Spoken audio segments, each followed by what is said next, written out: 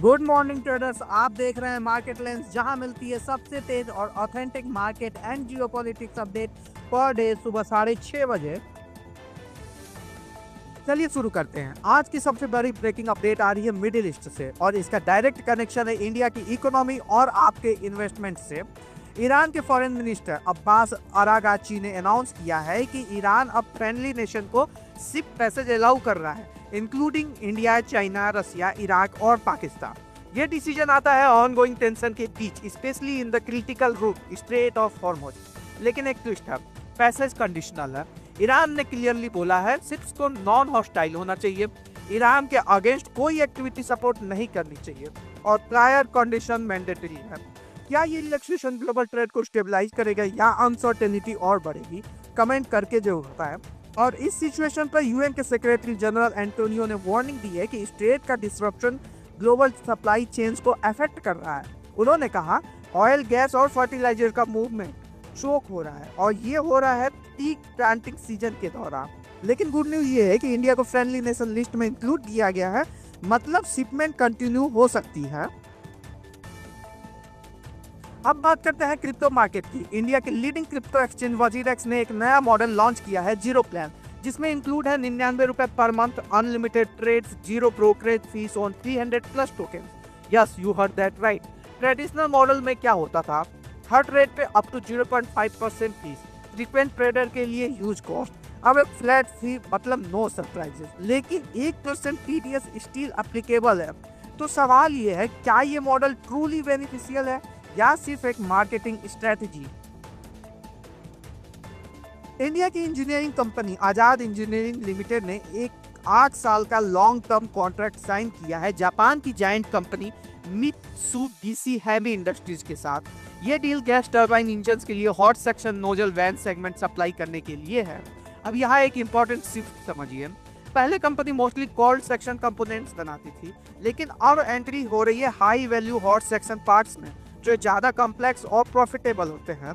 और सबसे बड़ी बात, आजाद इंजीनियरिंग को सिंगल सोर्स सप्लाई सेलेक्ट किया गया है, मतलब कंपटीशन ऑलमोस्ट जीरो और long term revenue visibility strong. आगे बढ़ने से पहले अगर आप अभी तक हमारे चैनल को सब्सक्राइब नहीं किए हैं तो जल्दी से सब्सक्राइब कर लें ताकि आप कोई भी अपडेट मिस ना करें।